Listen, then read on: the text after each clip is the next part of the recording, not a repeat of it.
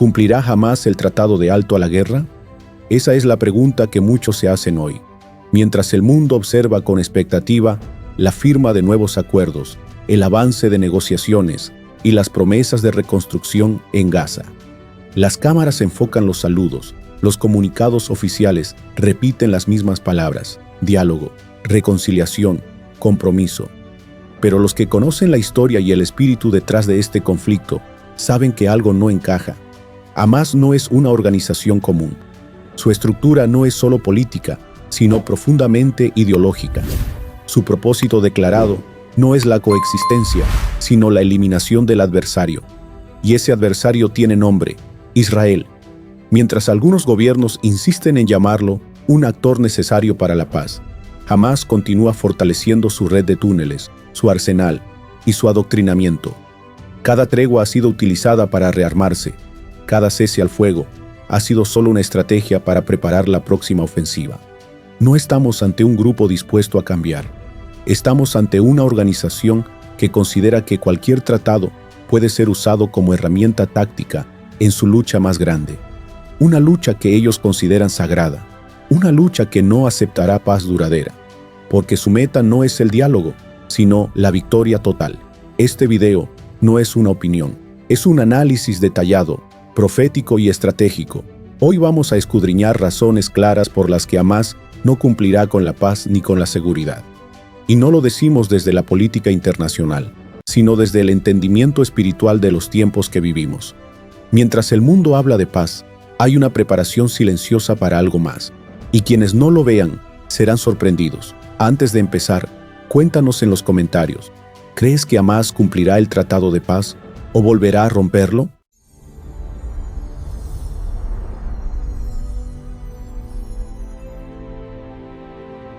Razón número 1. Una paz construida sobre el engaño. ¿Puede Hamás firmar un tratado de paz con intención real de cumplirlo? La respuesta, a la luz de su historia, sus documentos fundacionales y las declaraciones públicas de sus líderes, es un rotundo no. No estamos hablando de una suposición, estamos hablando de un patrón, una estrategia repetida, una filosofía de guerra que utiliza la palabra paz como una herramienta de engaño. Desde su fundación en 1987, Hamás ha considerado que los tratados de paz son útiles, pero no sagrados. Son parte de la guerra, no el final de ella.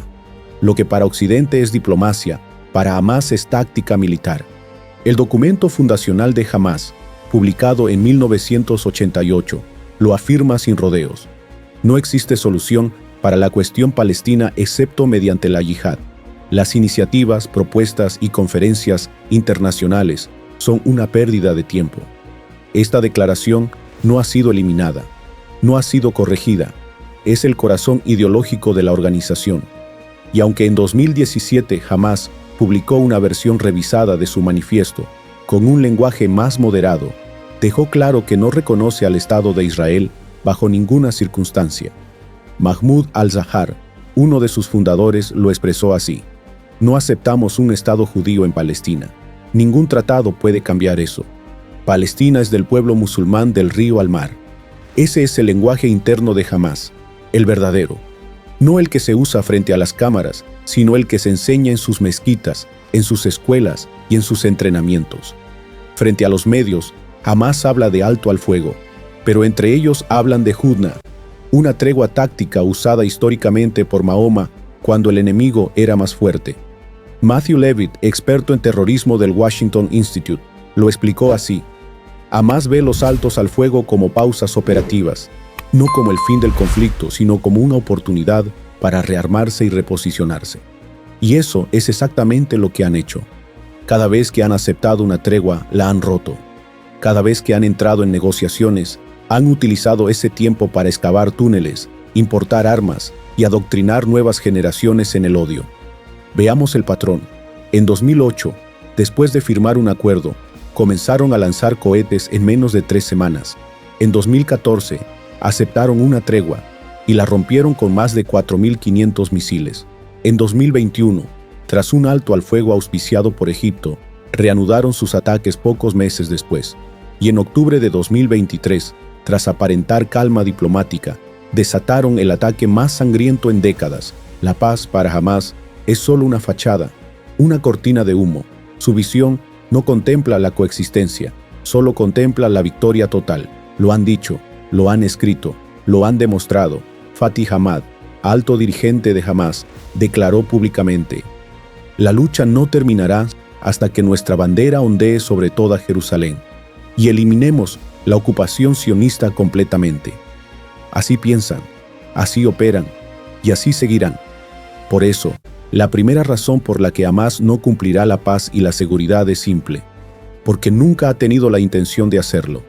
Su firma no es un compromiso, es una maniobra. Su paz no es una meta, es un disfraz.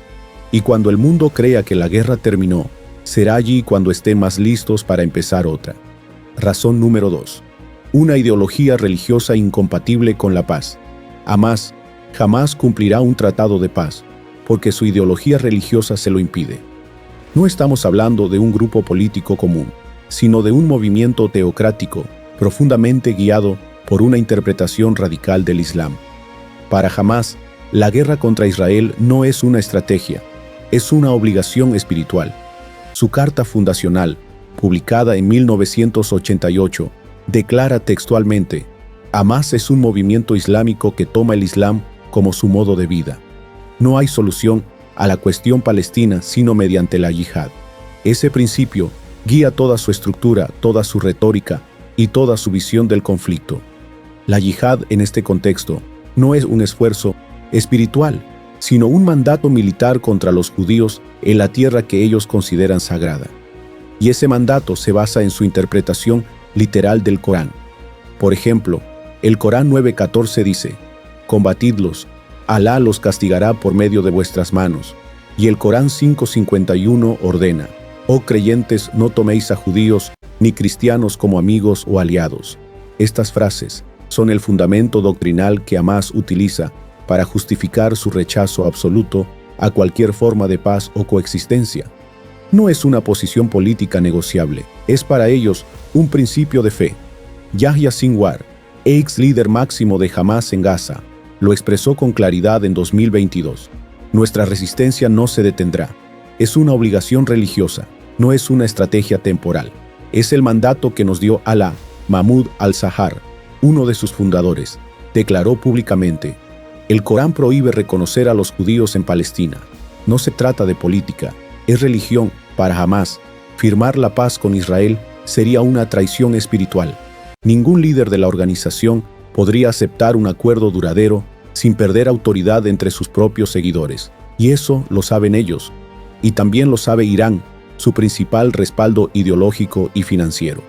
Este mandato religioso no solo es proclamado en discursos, es enseñado en las escuelas de Gaza. Los manuales educativos de Hamás promueven la guerra santa, glorifican al mártir y enseñan que la paz es una trampa del enemigo. Uno de los versículos más citados en sus libros escolares es el Corán 9:111. Alá ha comprado a los creyentes sus vidas y sus bienes a cambio del paraíso. Combaten por la causa de Alá, matan y son matados. Esa mentalidad es implantada desde la infancia. Así se forma una generación entera que no está siendo educada para la diplomacia, sino para la destrucción. Hamás no es un actor de paz, es un actor de guerra ideológica. Su sistema de creencias está construido para rechazar todo lo que no sea victoria total. Y la paz con Israel, por definición, está fuera de ese marco.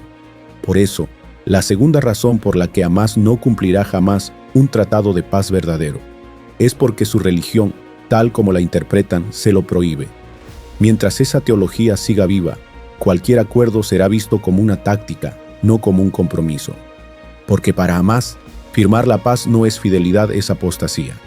Razón número 3. Su existencia depende del conflicto. Hamás no cumplirá jamás la paz, porque necesita la guerra para seguir existiendo. Su legitimidad, su autoridad, su popularidad y su financiamiento están completamente ligados al conflicto. Sin guerra, Hamás pierde su razón de ser. No es una organización construida sobre resultados de gobierno, desarrollo social o prosperidad económica. Es un movimiento que se alimenta del caos, del dolor y de la resistencia armada. Cada vez que hay tensión, su figura crece, y cada vez que hay calma, su poder se debilita, porque su identidad no está en construir, sino en destruir. Hamás no gobierna por eficiencia, gobierna por narrativa, y esa narrativa se sustenta únicamente si Israel sigue siendo el enemigo activo. Si desaparece el conflicto, desaparece también la causa que justifica su poder. En momentos de relativa paz o reconstrucción, la aprobación pública de Hamás cae notablemente, pero basta con que se encienda una nueva escalada para que recuperen apoyo popular en Gaza y en otras regiones del mundo árabe. Cada ataque les permite volver al centro de la conversación. Cada conflicto armado reactiva su presencia mediática y consolida su imagen de defensores de Jerusalén o de resistencia islámica heroica. Pero cuando hay tregua, empiezan las quejas internas, por el desempleo, por la pobreza, por la represión, por la falta de servicios, por la corrupción. Es entonces cuando Hamás necesita un nuevo enemigo que distraiga, y ese enemigo siempre es el mismo, Israel. Además, en tiempos de guerra reciben más dinero. Desde Irán, desde fundaciones islámicas extranjeras, desde redes de ayuda que bajo el pretexto de ayuda humanitaria terminan canalizando recursos para la causa armada. La guerra les da oxígeno, les da visibilidad, les da utilidad. Por eso, Hamás no puede permitirse cumplir una paz real, porque si lo hiciera, se quedaría sin discurso, sin financiación, sin protagonismo y sin poder. Hamás no tiene interés en construir hospitales, si puede construir túneles. No tiene interés en formar profesionales, si puede entrenar combatientes. No tiene interés en una Gaza floreciente. Tiene interés en una Gaza en ruinas, que se convierta en símbolo de resistencia mundial y en herramienta de presión internacional. Esa es su estrategia, esa es su identidad y ese es su negocio. Por eso, la cuarta razón es concluyente. Hamás no cumplirá la paz, porque la paz lo debilita. Su existencia depende del conflicto, su discurso se alimenta del fuego y su estructura no sobrevive sin enemigos. Una paz verdadera para Hamás no es un logro, es una amenaza. Razón número 4. Rechazo absoluto al reconocimiento de Israel.